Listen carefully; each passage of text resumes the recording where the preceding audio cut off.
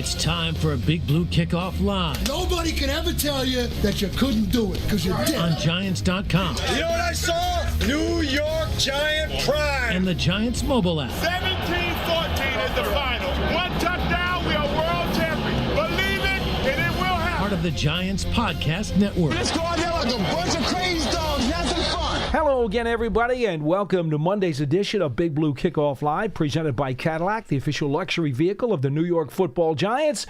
I'm Paul Dottino, he's Matt Citak, and we'll be here for the next hour to talk New York Giants football with you. Our phone number is 201-939-4513, 201-939-4513. You can also find us, of course, on the New York Giants YouTube page, as well as the Giants mobile app, and leave some of your thoughts, questions, and comments there as well. Or you can go back to X and hit us up at #GiantsChat. An archive of this show and our entire podcast network is available on the Giants mobile app, podcast platforms everywhere, and at Giants.com/podcasts. And as always, we come to you from the Giants Podcast Studio, presented by Hackensack Meridian Health. Keep getting better. Well, Combine Week is finally over. Yeah. A lot of testing, a lot of drills, a lot of interviews, a lot of stuff going on out there in Indianapolis. Nothing earth-shattering, okay? There was a lot that went on that, quite frankly, we expected and was par for the course. And then again, there were maybe a few little tiny twists and turns that maybe raised a few eyebrows. Now, John Schmelk and I not only spent the whole week of BBK talking about this stuff, we also were on WFAN with the Giants Combine Special on Saturday. We've pretty much exhausted most of what we had to say. Matt has not been on. I will just say this, Matt. The one item that I do want to add, because it's kind of an extension from what we said on Saturday Night Show, is that when you looked at each of the position groups, they all broke records as position groups for their 40-yard dash times. And I get it, right? We say that today's athletes are bigger, stronger, faster. They're more specialized in their training, and especially when they're getting ready for the Underwear Olympics, which is another word for the Combine. So I guess it's not a total shock. And then part of the reason also is that some of the high-profile guys opted out of the 40-yard dash. And then some of the guys who we knew who were going to be great, they ran the 40-yard dash and ran great. So that also had a little bit of an impact on some of the numbers. But every position group, at least according to the graphic that I saw from NFL Network, every position group set an all-time combine record for their combined average 40-yard dash. That was one thing that really developed over the course of the last day and a half since we were on Saturday, because there were still position groups that had not finished. And I just think that, there's such an emphasis on speed today. Everything is about speed, speed, speed, speed. You can't teach fast, right? That's what they always say. But yet these speed coaches somehow do find a way to teach a little bit of speed. That was the one obvious takeaway from this combine. But I wanted to get some of yours since you didn't have an opportunity to talk to us over the week. Yeah, so that was going to be my number one takeaway. Was it? I'm sorry. No, it's all good. We're thinking alike, which I don't know if that's a good or a bad thing, but it all depends on your perspective. But yeah, this was the fastest combine performance we've ever seen from a draft class. And as you mentioned, you go down the list of positions. Each position had at least one guy that, either set the all-time combine record for 40-yard dash or ranked in the top 3 all-time at that position. The wide receivers, I thought the one wide receiver who, on the other end of the spectrum, maybe kind of hurt himself with his 40 time, Carnell Tate, who obviously is a popular pick being connected to the Giants in mock drafts at number 5. He still is one of the top, I would say, 2 wide receivers in this draft. I think going into Indy, there were 3 guys in that conversation, but due to apparently some of his interviews and then one of what was the most bizarre combine podium sessions I have ever seen, I think Mekhi Lemon has dropped himself below the other 2 guys in terms of the top wide receivers in this draft. So I still think between Carnell Tate and Jordan Tyson, those are going to be the first 2 receivers off the board. But Carnell Tate, as good as he was at Ohio State, as big as he is, his 40 time was a little slower than I think people were kind of hoping he would get. Now, personally, it doesn't worry me or concern me at all. I mean, I think his final time was like a 4.49 or around 4.50. I'm sure when he runs at the Ohio State Pro Day in a couple weeks, I'm sure he'll improve on that, because somehow on these school pro days, everyone's 40 time somehow improves from the official time at the combine. But he's still a top 10 pick.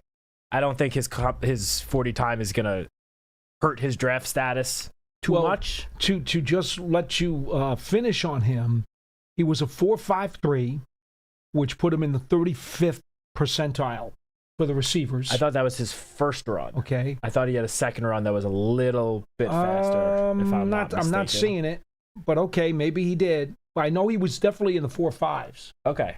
And then in the split, he was in the 17th percentile in the 10-yard split.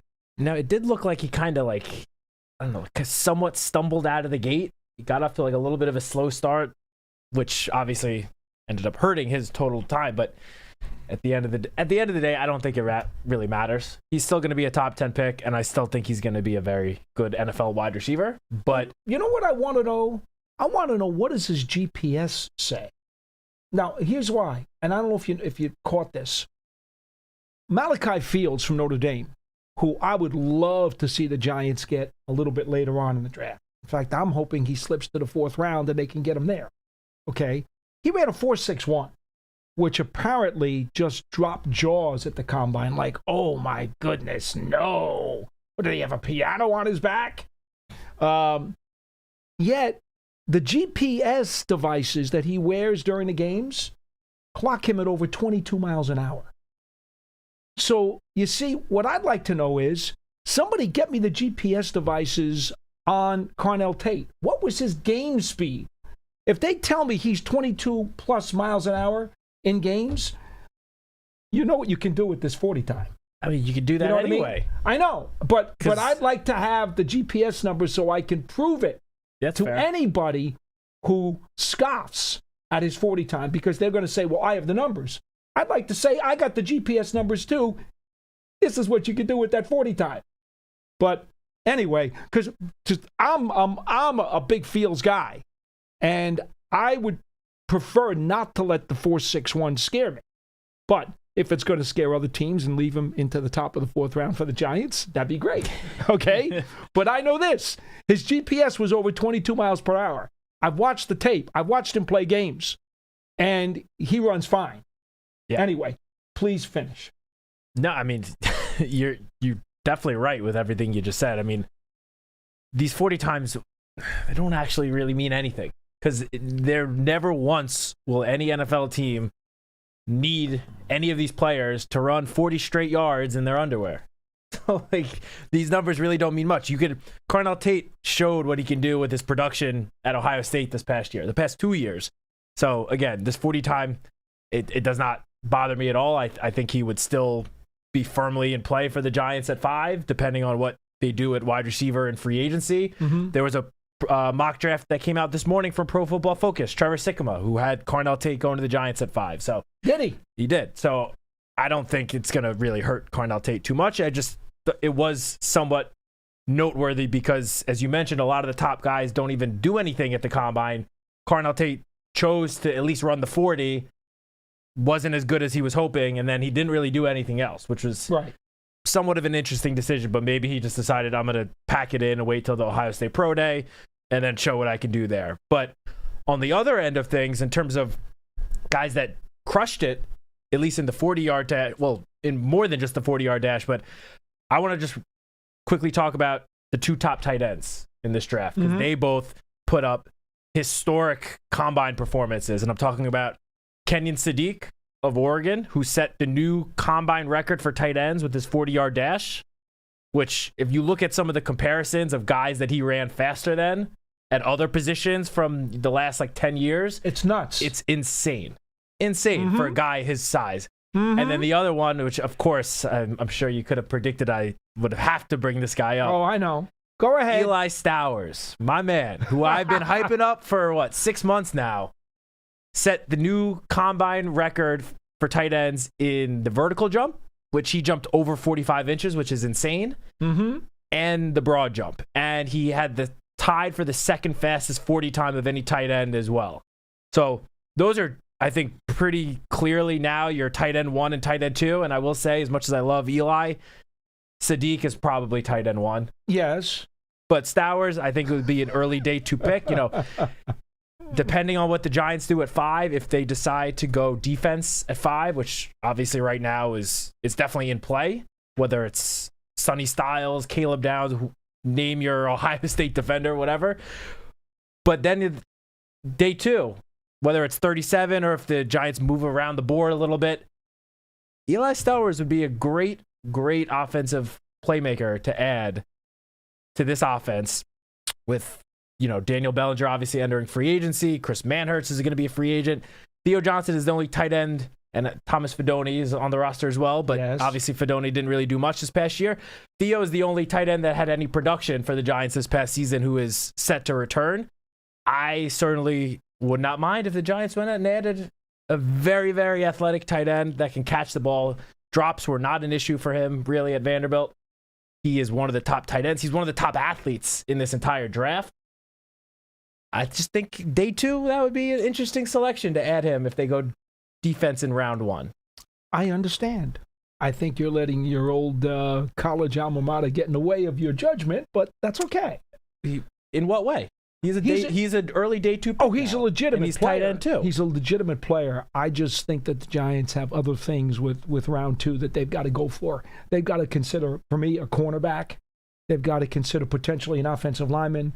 They've got to consider potentially, I would think a wide receiver potentially. Well, I'm under the impression that most, if not all, of those positions will be addressed in free agency. Oh, assuming that happens, okay, then I would go. Obviously, if the Giants do not, if Wan'Dale Robinson leaves, which is obviously could happen, and the Giants don't add another top level wide receiver, starting level wide receiver to line up opposite Malik Neighbors, then of course wide receiver is a bigger need than adding another tight end. But obviously we'll see what happens. Free agency, the negotiating period starts in a week. So we'll start to get some answers as soon as next week. But I could see the Giants adding a veteran in free agency to start alongside Malik. And then, in which case, and also Eli Stowers could easily line up at wide receiver. He's a tight end for sure. And he's definitely not known for his blocking, I'll say. Now, I've seen interviews where he is putting an emphasis on his blocking this offseason because obviously he understands tight end in the NFL, you need to block. Very few tight ends have successful NFL careers without successfully learning how to block. But it would just be a very interesting and different addition for a playmaker to this offense, assuming wide receiver is addressed earlier. I'm not interested in any tight ends, to be honest with you. I'm big on Fidone, and I'm bringing back Bellinger. And you know what? If it means they're going to keep 4 tight ends, I'm bringing back the blocker in Manhertz. I'd be fine just running it back the way it is. I got too many other holes I got to deal with if I'm sitting in that chair.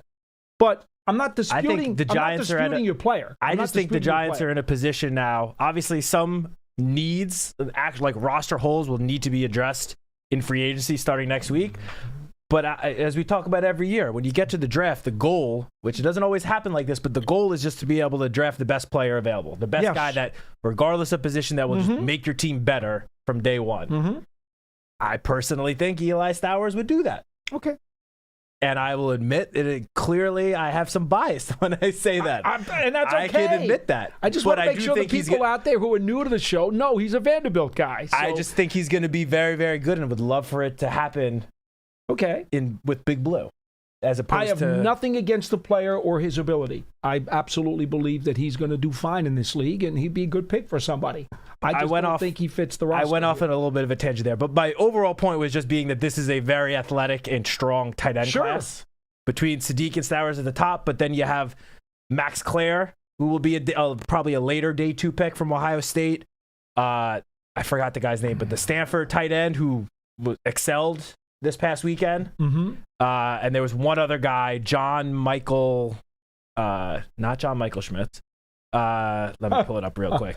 John Michael Gillenborg from Wyoming, who also had a great, very athletic performance in Indianapolis this past weekend. So my overall point was just being, this looks like it could be a very athletic and strong tight end class.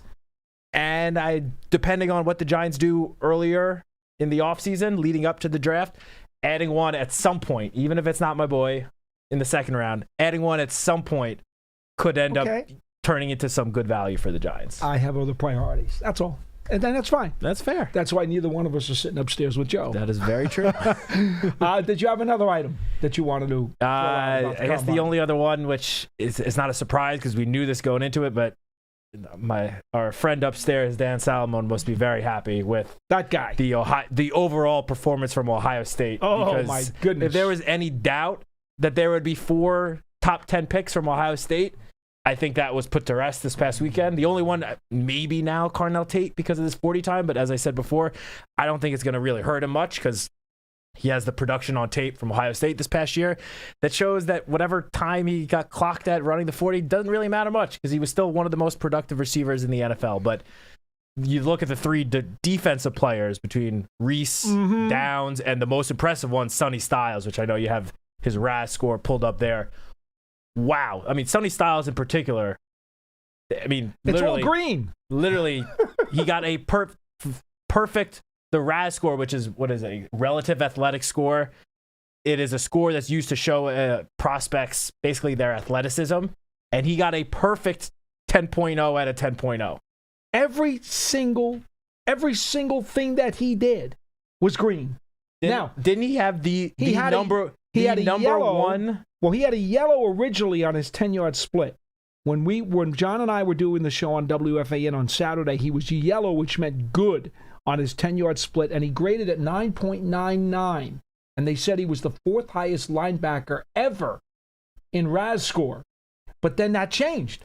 When I looked at it this morning, it became all green and 10.0. The thing that I saw was that he had the number 1 athletic score of any tight end, of any linebacker since they started tracking this, however many years. Well, now that they changed that one item to green, yes. Over 2,000 linebackers. Yeah, 2,300. And he was literally number 1. Right here. Ranked 1 out of 3,215 linebackers, going all the way back to 1987. Okay. The most athletic one. The other day when we so if there was any doubt that he was going to be a top 10 pick before, there's no doubt now. He's not making it to 10. He may not even make it to 5 at this point. Maybe which I know then you can go into the whole positional value argument of a linebacker, but just in terms of pure athlete and just pure football player, he clearly is one of the top 5 players in this draft, in my opinion. So that's the deal with some of the items that we saw. Obviously, the other big headline item kind of from the testing was that Bain, the defensive end out of Miami, did measure in with very short arms, under 31 inches. The T-Rex arms. That's what they call them, right? That's the nickname they give to these guys who have shorter arms. I don't know. I mean, I talked to a scout who said he's better off as a 3-technique defensive tackle anyway. He should not be on the edge. So who knows? But that was another kind of bigger headline that did come out in terms of testing. Yeah, that was day one. Yes. Just so much happened since then. I completely forgot about that. But yeah, no, you are right.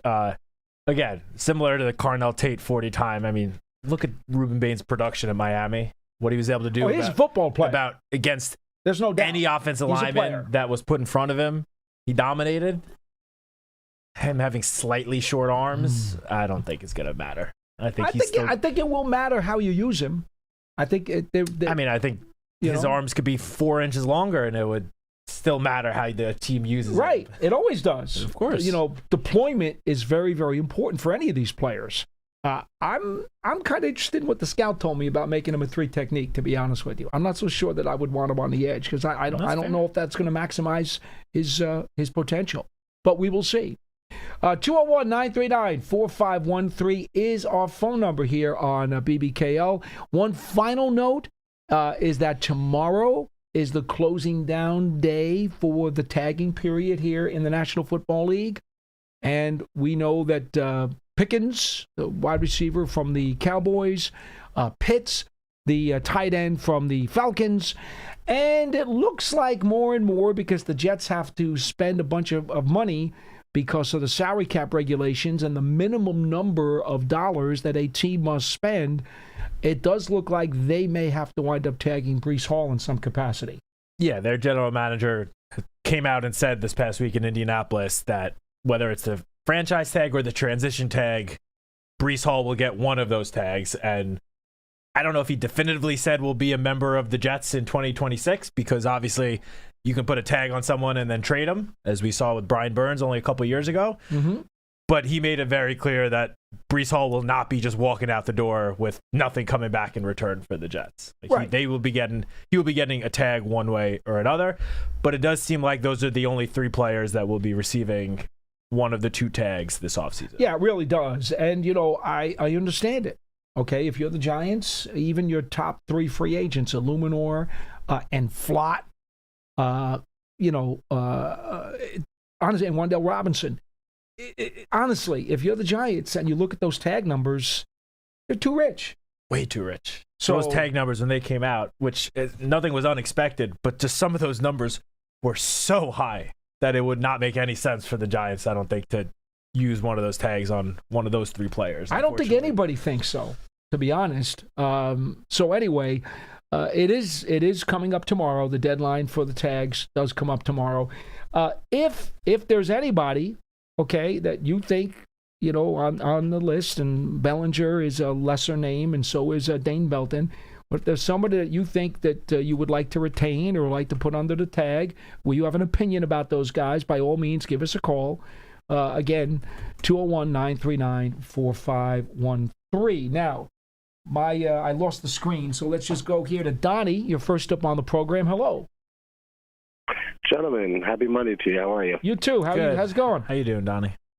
Can't complain. No snow this week, hopefully, here in the New York area. Fingers crossed.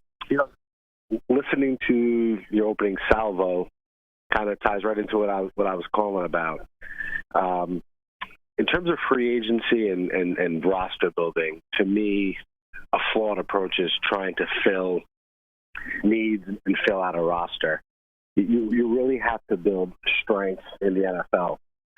It's hard enough to hit on free agency and draft picks, trying to balance your roster out, saying, okay, I got a D tackle, now I need a corner. I got a corner, now I need a tight end. I got the tight end, now I need a wide receiver.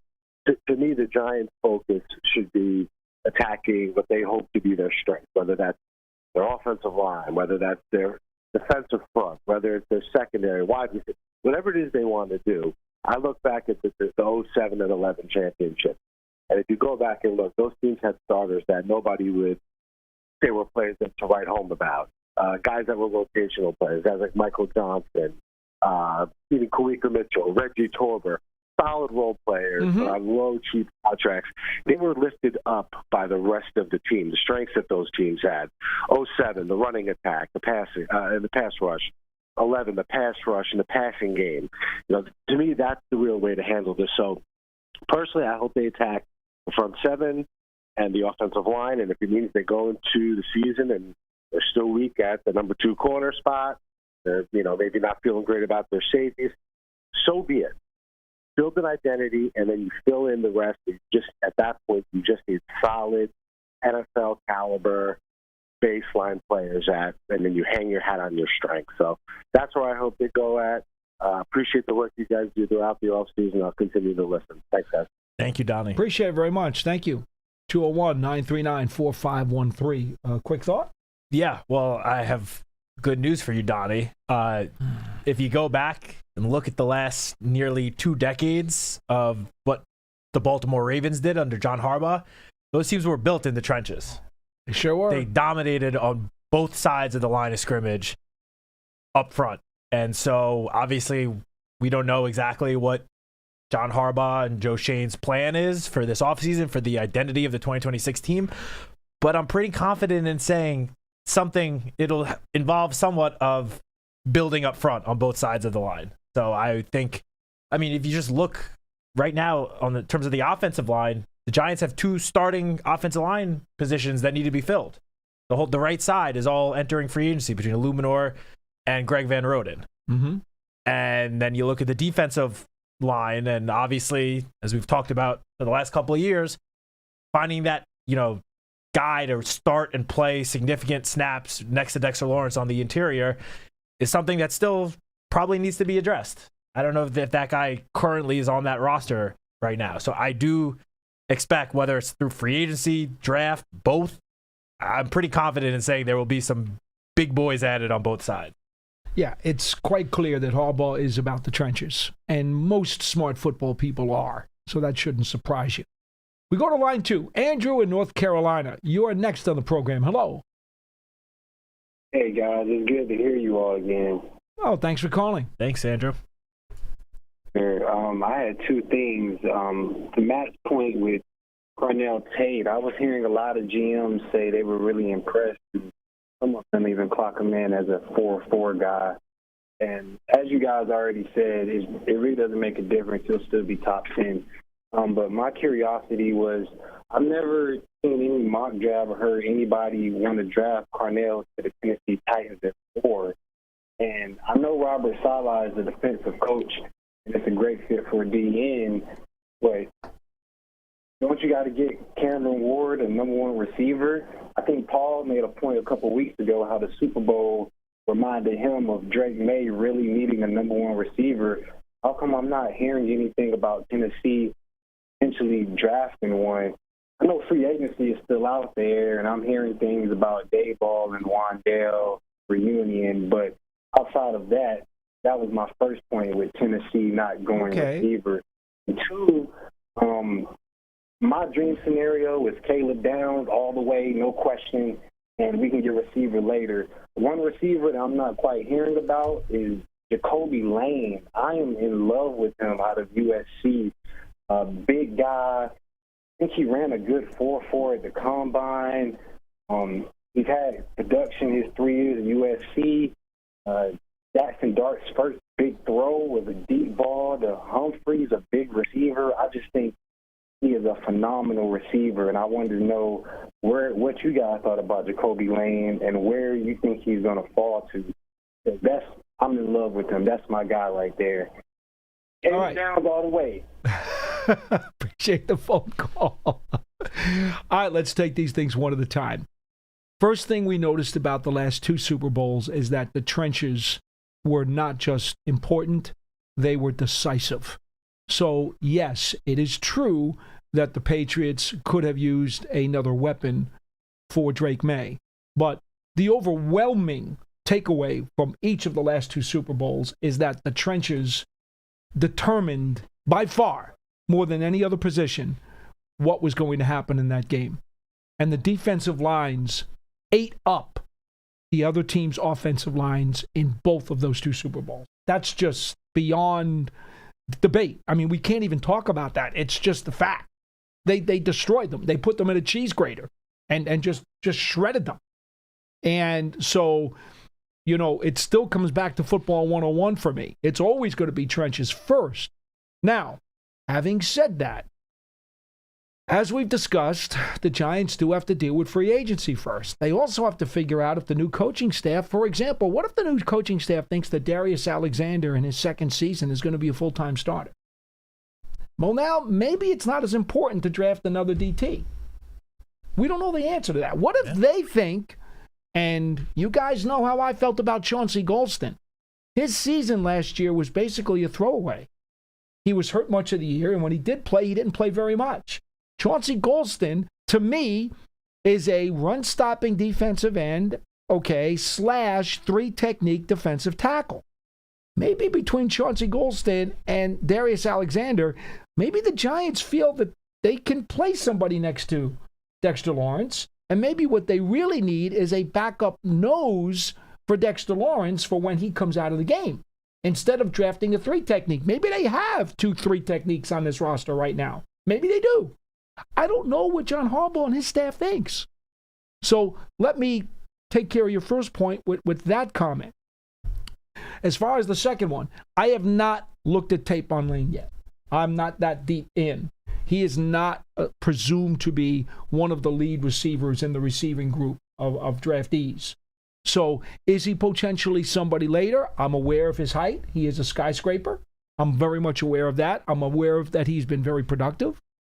In my own back of my head, I've kind of attached myself to Malachi Fields of Notre Dame, but that does not mean that Lane would not be somebody that after I take a look at, I also feel would be a great consideration. The problem here is that if you're the Giants, and I'm on board with what Pat Kerwin said during our huddle this week, and if you get a chance, John and I talked to Pat Kerwin by remote from Indianapolis, and I asked him the specific question about how would you, given where the Giants are today, how would you prioritize the offense and the defense? Supplementing for Dart or adding to an underachieving defense? And I loved his answer. I've hashed it over. I've digested it. I've put it into my equations of everything else that I look at, and I think he was right. He said you draft first two rounds, you're drafting defense because there are players there who are going to have value and match your need. So you draft defense in the first and second round. You don't have a third-round pick because you traded it with Houston for Jackson Dart last year. When you get to the fourth round, now if you want to talk about getting there are guards. I happen to like Rutledge out of Georgia Tech, who I think could be an early fourth-round guard. He's nasty. He's mean. He's one of those guys as a junkyard dog. I would target him potentially early fourth. If you're going to go receiver, if Malachi Fields is still there early fourth, that's where I'm going to look. That's how I'm handicapping it right now from a bird's eye view. I got a lot of digging to do in the next 2 months, but that's how I would look at it. Downs in the first round. John is high on Chris Jackson. I'm with him. I like Chris Jackson as well. He had a great combine. He probably snuck into the bottom of the first round. We'll see. Okay, we will see. But I could absolutely see the Giants go safety and corner with their first two picks and then think about an offensive player in round 4. Anything you want to add? Well, yeah, just going back to the caller's 2 points. First of all, I have seen Carnell Tate projected to the Titans at 4 in a 1 or 2 mock drafts. It's not, that's not something that I think is seen as like a, no chance at all that happens. I think obviously the Titans are in a similar situation. They're trying to build around Cam Ward, just like the Giants are trying to build around Jackson Dart. Brian Daboll's arrival as the offensive coordinator there. I'm sure he will be, pounding the table, trying to get a wide receiver as the 4th pick in Tennessee. But I think you see more defensive players tied to the Titans at 4 because Robert Saleh is the head coach. And obviously his teams have always been built around having very strong defenses, and that Titans defense left a lot to be desired last year. So I think that's why you see more, edge rushers, Sonny Styles, those sort of guys connected to the Titans. But I have seen Carnell Tate in some projected to the Titans at 4. So it's not, it could happen that way. And then in terms of Jacoby Lane, I'll just say I also have to go into watch more of his USC film. But from everything I've read, he is being considered one of like the biggest winners from the combine this past weekend. Because as Paul briefly mentioned, he is 6'4", 200 pounds. He ran a 4.47. He had a great vertical jump. His athleticism was through the roof as he showed this past weekend. You combine that with his size, it's looking like he might have, played himself into being a day 2 pick if that wasn't already going to happen. It does look like now his projections are somewhere on day 2. Whether it's early day 2 or late day 2, that's a big difference, but it does seem like he will hear his name called sometime on day 2. Daniel Jeremiah said there were 19 wide receivers who he had first 3-round grades on. Now, I did not hear the list of all the people that he put in that bucket. Is Lane one of the 19? For sure. Probably. For sure. I would think so. I don't know that. He was not in Jeremiah's latest top 50 that came out before the combine last week. We'll see. I'm sure Jeremiah is going to update it within the next week. There's a chance he might have played himself in. But as you mentioned, and as Jeremiah himself has mentioned, there are a lot of wide receivers that deserve to be taken in the first 2 days of the draft. And because there's such a surplus, some of those guys are going to drop to day 3. They will. Just like we saw last year at the running back position. Sure. There's so many guys. Not every team's looking to draft at that position, so some guys are going to fall to the beginning of day 3. That is where the Giants might be able to, steal some great value of a wide receiver that, most years would be, maybe a late 2, early 3rd round pick, might drop to the beginning of the 4th round just because there's so many of those guys available in this year's class. Now, I will just say this. Kerwin's thought was, if you're in the Giants' position, yes, you draft defense the first 2 rounds, think about offense a little bit later, but he also said that in free agency, what he would try to do is get some help for Jackson Dart in free agency and go that way. Get some veterans who know what they're doing, who are experienced, who Dart can work with, Dart can learn from, knows that those guys aren't going to be rookies who are going to make rookie mistakes, so you don't have to worry about a learning curve. Everything that Kerwin said made sense, and if you guys know me at all, Pat Kerwin is aces to me. I'm a huge, huge fan, have been for a very, very long time. He knows his stuff. And so in looking at, let's just say, wide receiver, pending free agents, if I were Team X and looking for a reasonably priced wide receiver, I'm still thinking that Romeo Doubs might be a reasonably priced wide receiver if you're going to enter that market. I think Jalen Naylor from the Minnesota Vikings, personally, again, I think he's had injuries early in his career, had him in college, had him with the Vikings, but the last 2 years he's been much more healthy. He's got a terrific yards per catch. He can play slot. He can play boundary. And you know what? He was a 6th-round pick when he came out of Michigan State. He's not going to cost you much. I don't think so. And I think there's a lot of upside there. He's caught 10 touchdown passes over the last 2 seasons. That's not a fluke. What about another name that I've seen floated around as a possibility for the Giants since the news of Matt Nagy being brought on as offensive coordinator came out? Tyquan Thornton from the Chiefs.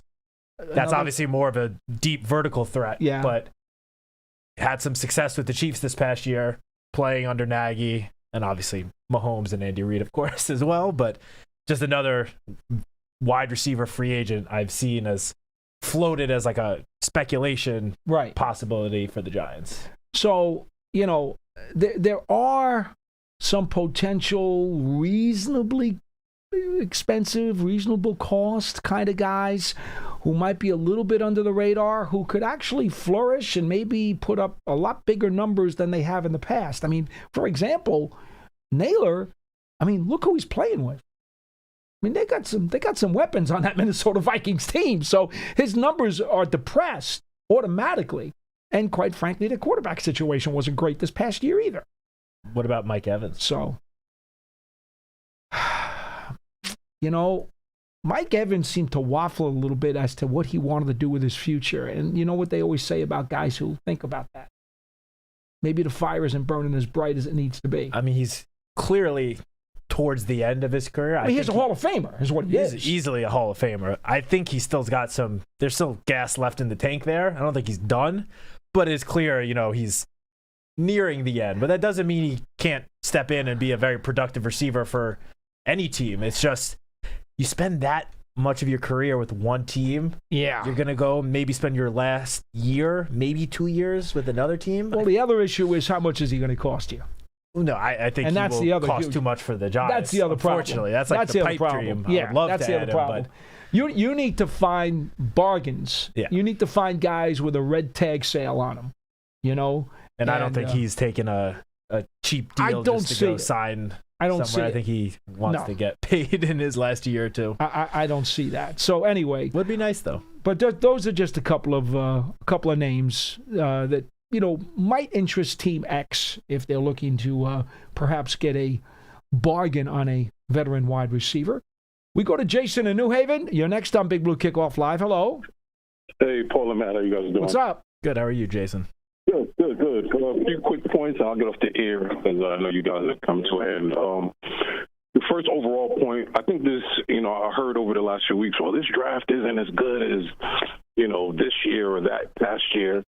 And I don't, I'm not saying you guys have said it, but it's the narrative that's out there. I don't know, man. This draft looks pretty deep at some pretty interesting positions. While it may not have the names of the quarterbacks, and I think that's probably why people say this is not a strong quote-unquote draft, because you don't have the top QB outside of Mendoza. We'll see how the other QBs fare. Mm-hmm. But I think there's some really good talent in this draft. So the 2 quick points. I don't know, Paul, you brought up the defense, and, this is all subjective. Nobody really knows. Sure. But my opinion is, man, I think our offense needs way more work than our defense. I don't think our defense struggled last year. That's not to be argued.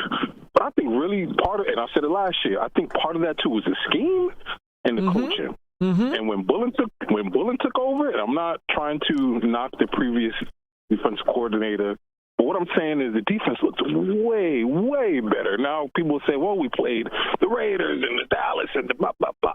But you still have to play who's in front of you, right? Yep. So my issue with the offense is Wandale is a pending free agent. While I'm a big Slayton fan, he was a big disappointment for me this past year. I mean, just a big disappointment with some of these back-breaking drops. Mm-hmm. We have a running back coming off a pretty severe leg injury, another receiver coming back from a pretty big knee surgery.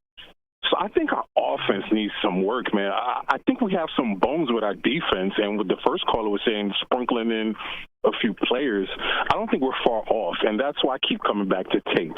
A lot of people will say, well, he ran a 4.5. I don't care about that. When you watch him on the screen, his ability to set up his routes, his catching are top tier.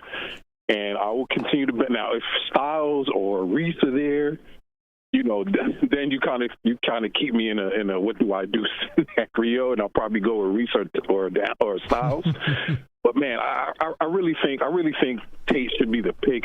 If we're really serious on trying to figure out if Dart is the guy, in my opinion, we need to put some talent around him and not just rely on Malik, who's coming off of he had like 3 ligaments torn in that knee, according to reports. So I'm not saying yeah or nay. I'm not the doctor, but according to reports, he had a pretty big knee injury that he sustained last year. So, man, if Tate is there, and like I said before, if whoever they take, I'm going to support 100%. But we need some players on the offensive side. Last point, and I just want you guys' answer. I'll take it off the air. If everybody's screaming, and I talked to Paul about it last week, Matt, or 2 weeks ago. So, Paul, you probably heard this before, but from Matt, I'm just not a big taking downs at 5, man. I just taking a safety at 5 to me is a major, major, major risk. And if positional value not a thing in this draft, if we're so big on downs, why would we not take Love at 5, who, from what I'm hearing, is probably one of the best or better players in this draft? So if positional value is to be thrown out the window for this 2026 draft, if people are so comfortable with taking a safety, how would you feel if the Giants took Love at 5? And I'll take it off the air, fellas. Thank you. Thanks. Thank you, Jason. I've already addressed this. I'm not a big positional value guy anyway. I factor too many other things into my equations.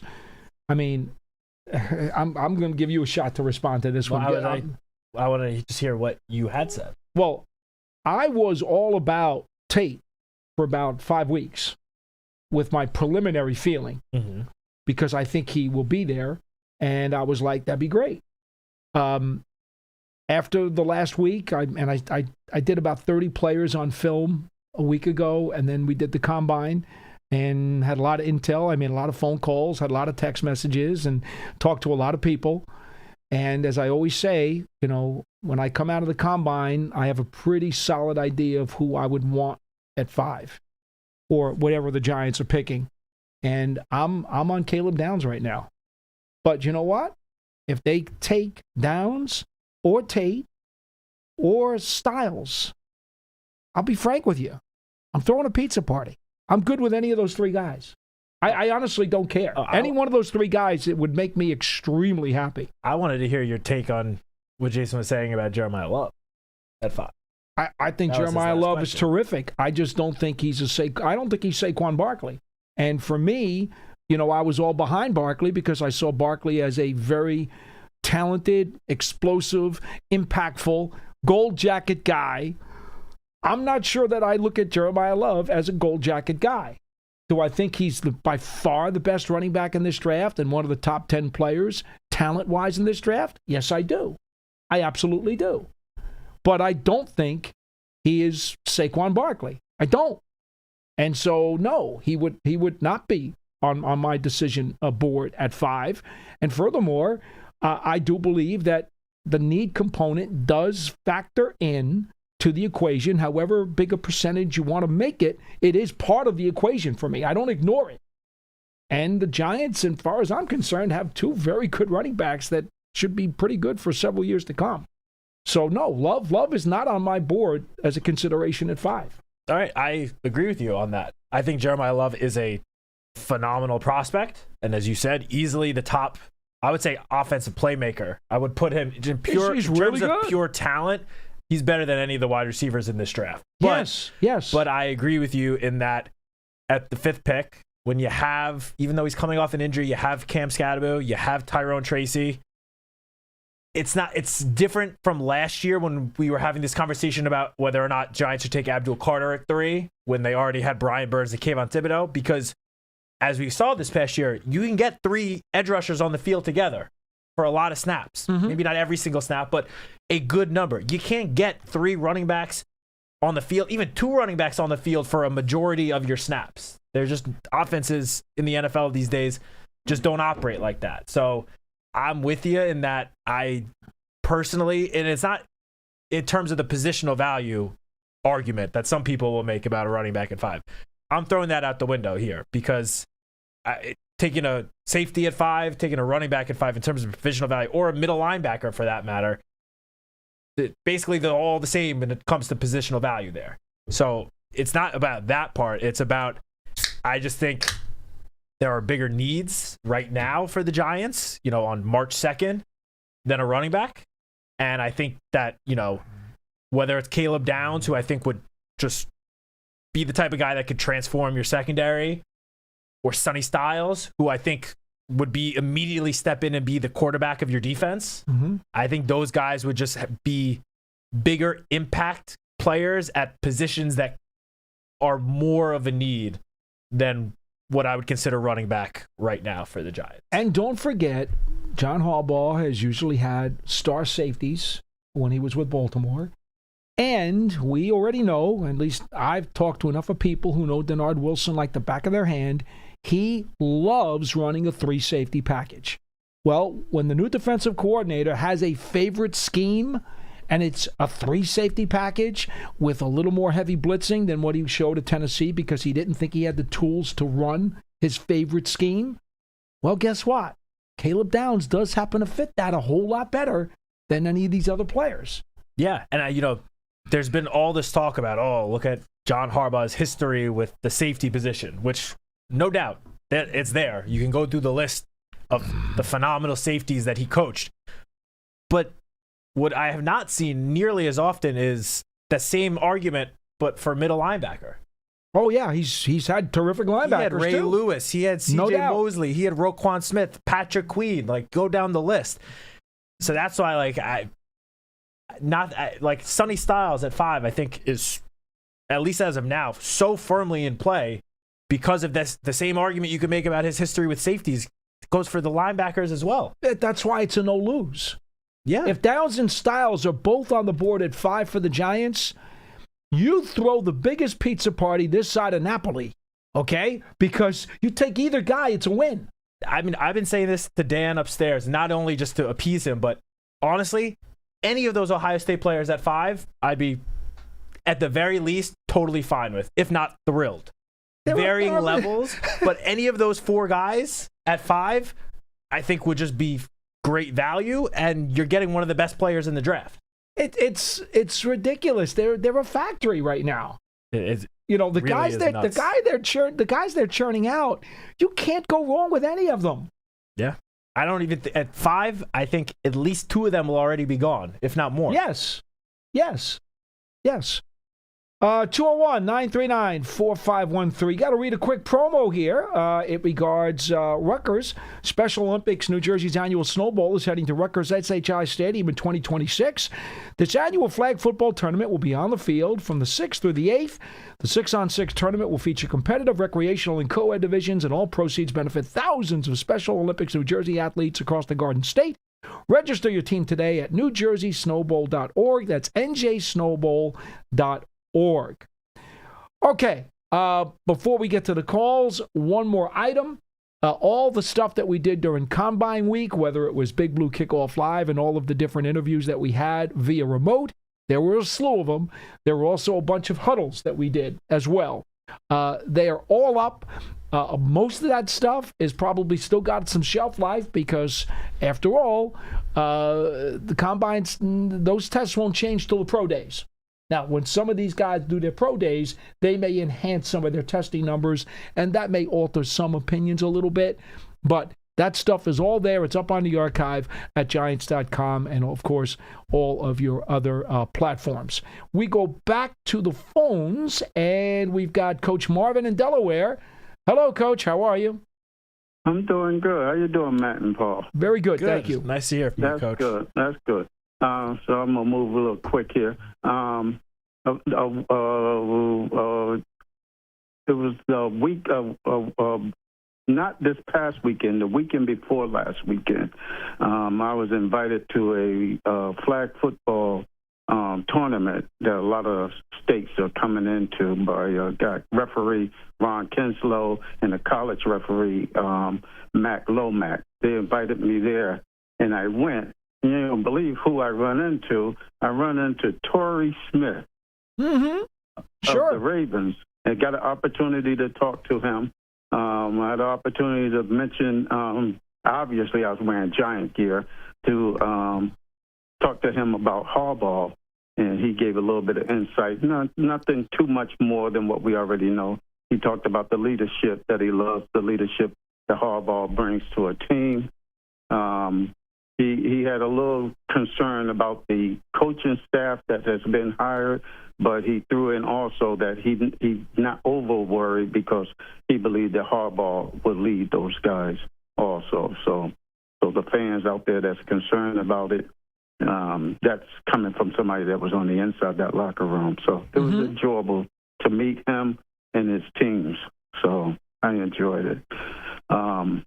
Last Saturday, I was on the podcast Faith in Sport by the Rev, and his co-host is Ryan. And we did a mock draft. Obviously, I told you about this story.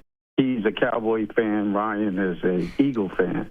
And they brought me in as a Giant fan. Okay. And then they had a guest as a Washington Commanders fan. And so my turn came up, and me and Paul, we're on the same page. There's going to be about 5 guys there at that 5th spot. The 5th spot's going to be, I think, the key spot in the whole draft. And we're going to be able to get whatever we want. Because we still haven't even talked about the 2 offensive linemen. I'm not sure if that's where we want to pick them at 5, but they're there. I think that'd be a push, Coach, to be frank with you. I think that would be taking the potential needs of the offensive line right now because, again, we don't know what's going to happen in free agency. But I think you'd be pushing those guys from, what are they? Probably value-wise around 15-ish. I was going to say yeah, 10 I to think 10 they to was 15. in that 15 range. Yeah, to me, to push either one of them into the top 5 is a reach. I agree. That's why they wasn't one of my choices in the podcast on Saturday. The Sonny Styles knocked my socks off. That because what he did matches his film. That's what makes it tough now. We don't know what we're going to do in free agency, so that's going to be telling. Almost tell us where we're going to go. If they have an issue with the linebacker, if they release linebackers, he could be the pick. Still, I pick Caleb Downs because of how his versatility, his leadership, I just love the player, but that doesn't take anything from Sonny. That doesn't take anything from Tate. Even though Tate I'm more of a Jordan Tyson person. On his injuries is what concerns me. Okay. But we all know OBJ. Everybody love OBJ, and everybody will want an OBJ. And I just thinking about how about we bring in OCJ, Omar Cooper Jr. I watched this film. This guy is electric. When he's running his routes, he sticks that foot into the ground and he's separating. He's running plays from the backfield as far as reverses are going. He's taking short passes and taking them the distance. He's breaking tackles, and he's beating guys downfield. I think Omar Cooper Jr. needs to get a real serious look if he falls into that second round. I've been watching since this weekend. Now I'm starting to see his name more at the bottom of the first round. But before this weekend, I didn't see his name at all in the first round. And so I'm wondering if he could drop in the second round.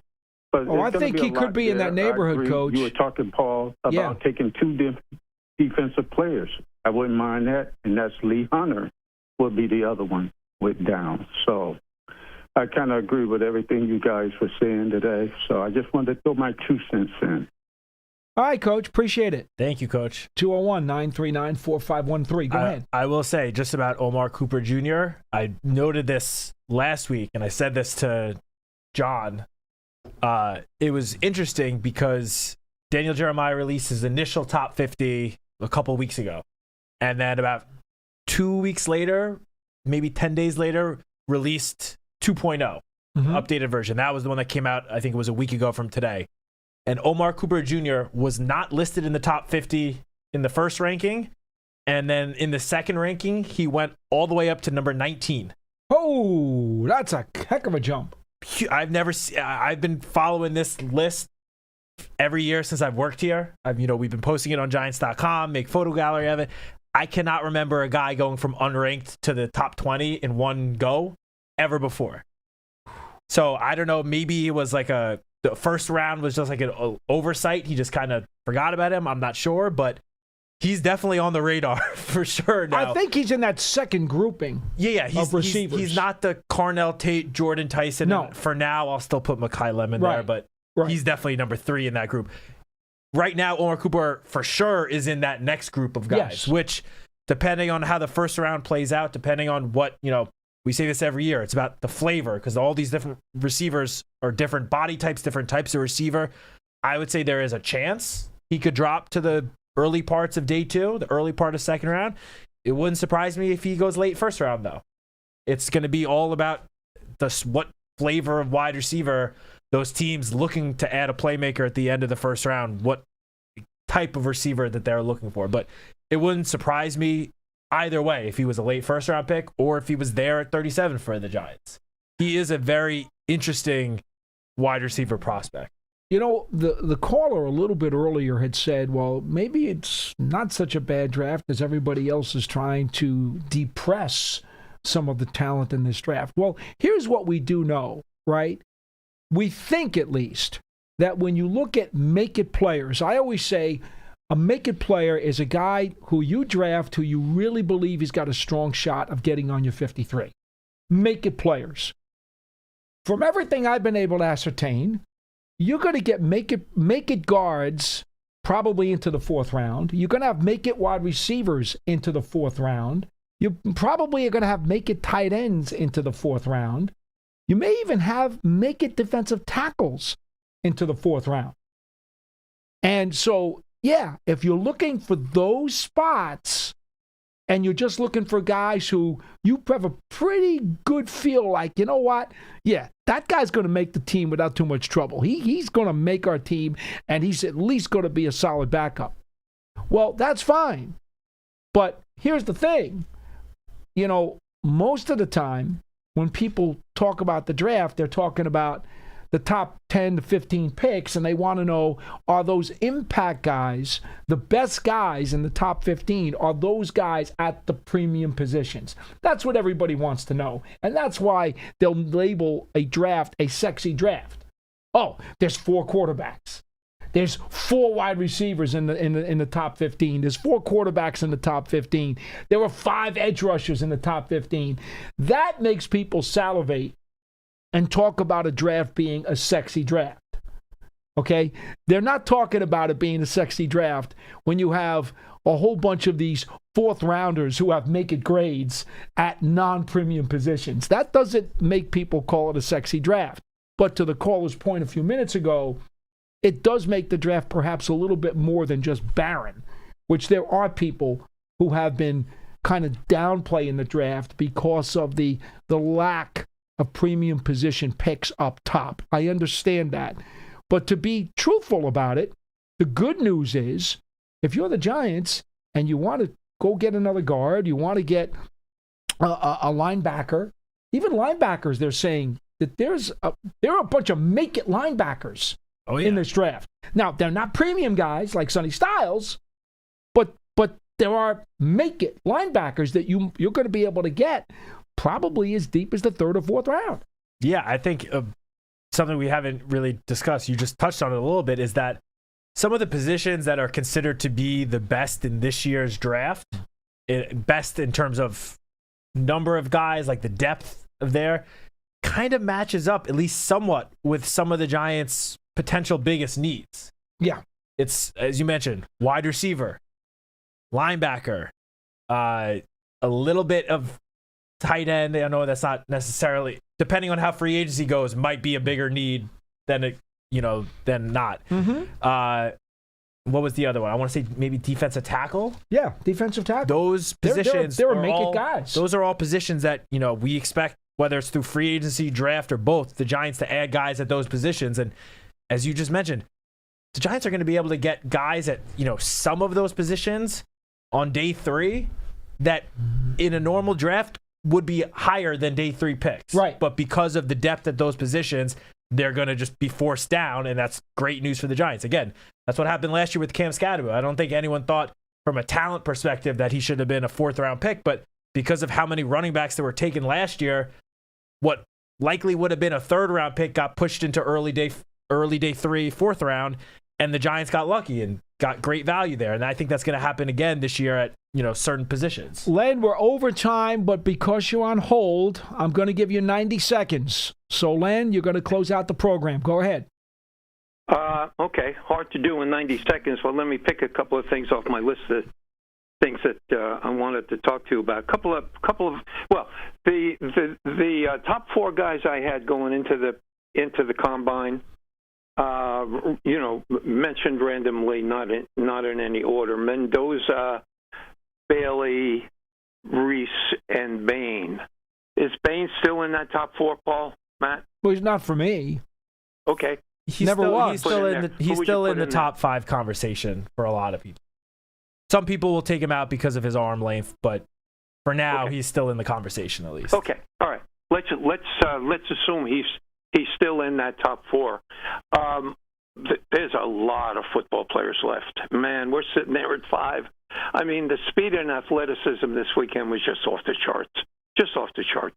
Now, the 8, 9, 10 players that are sitting there, who I'm curious about and might eventually draft. I mean, we've got 7 weeks to go.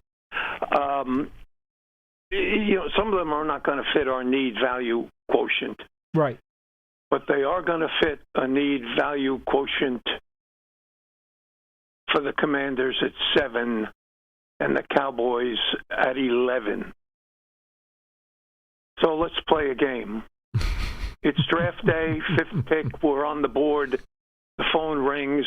It's the Commanders. I'm hanging up. I get off the phone. It's the 9th pick. It's the Chiefs. They want to make a deal. They want the 5th pick. I got an idea who they want. It's Jeremiah Love. Okay. I want Kansas City's, I want the 9th pick, obviously. I want a 3, a 5, and a 3 next year. I have not contemplated that kind of deal, Len, so I'm not going to comment. I don't think it's fair to you to give you a yay or nay. Okay. But I will say this.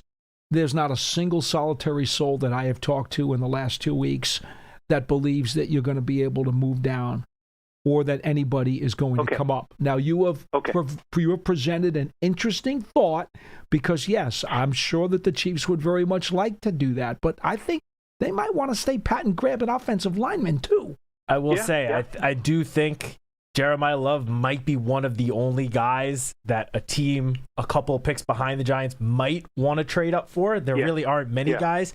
He happens to be one of them, and the Chiefs, I think, would be a possibility. Personally, if I'm going down to 9, whether it's this year or next year's draft, I want to get a second-round pick. I don't want 2/3 and a 5th. Give me a second in either year. Len, we got to run. We'll get you another show. Thank you. I'll call Be you good. back. All right. Thank you, Len. Yeah, I understand. I understand your thought. And even John said to me, would you try to move down from 37 a few spots to try to get a third rounder? Maybe. Because it's going to be a long way. From 37 to like 105 or 110. It's going to be a long way. For sure. I'll say this. You don't trade down just to trade down, like just to add another pick. But if someone offers you a fair trade that you move down 5 to 10 picks, whether it's in the first round or the second round, and you can stockpile more of those picks, day 2 and even 2027 picks, that's something you consider. Just very quick, just something else that Len mentioned. You don't just hang up the phone because it's the Commanders calling at 7. I mean, we saw only a couple of years ago when it was the Cowboy or the Eagles at Eagles at 10, Giants at 11, Cowboys at 12. The Eagles and Cowboys did a trade that landed one of them Micah Parsons and the other one Devontae Smith. Right. You don't just say no just because it's a division rival calling. You got to pick it up. If they offer you the best trade package and you only have to move down 2 picks, so the guys that you're considering at 5, more of them will be there at 7. Yeah.